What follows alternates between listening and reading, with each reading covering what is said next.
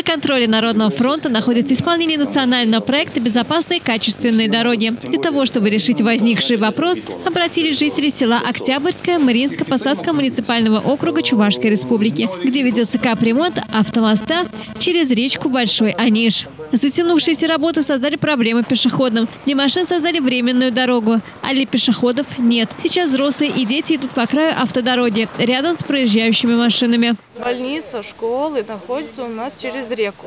И пешеходам приходится переходить, каждый часть пешеходов приходится переходить через висячий мост. В день получается 2 раза, с утра и вечером.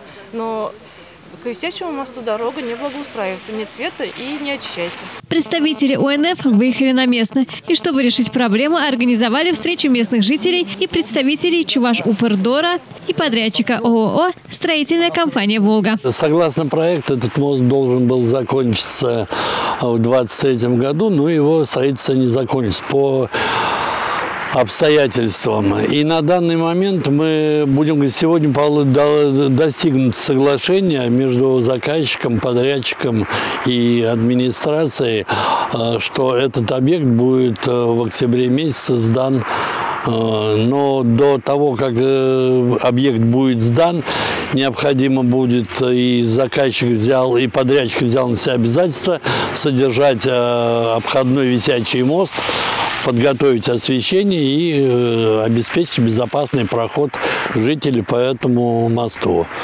А на данный момент движение пешеходов шло по объездной автодороге, которая очень опасна для пешеходов. По итогам встречи заказчик обязал подрядчика установить с обеих сторон объекта указатели обходного пути для пешеходов, благоустроить обходной путь, зимой очистить снег, летом косить траву, а также оборудовать освещение обходного пути и подвесного моста. Вопрос поставлен правильно. Людям надо ходить. Это вот вообще даже не обсуждаем. Согласен. Что будет надо бы и здесь этим дорогу как-то почистить. И эту содержать. И освещение поставить вон на той опоре прожекторную, да? Вот, по освещению что-то подумали. Вот, поможет. А с этой стороны нет прожектора. Опоры нету. Ну вот хотя бы с той уже будет более-менее светло, да? Таким образом, комфорт местных жителей был и остается одной из приоритетных задач. Елена Яковлева, пресс-служба Общероссийского народного фронта в Чувашии, «Жизнь столицы».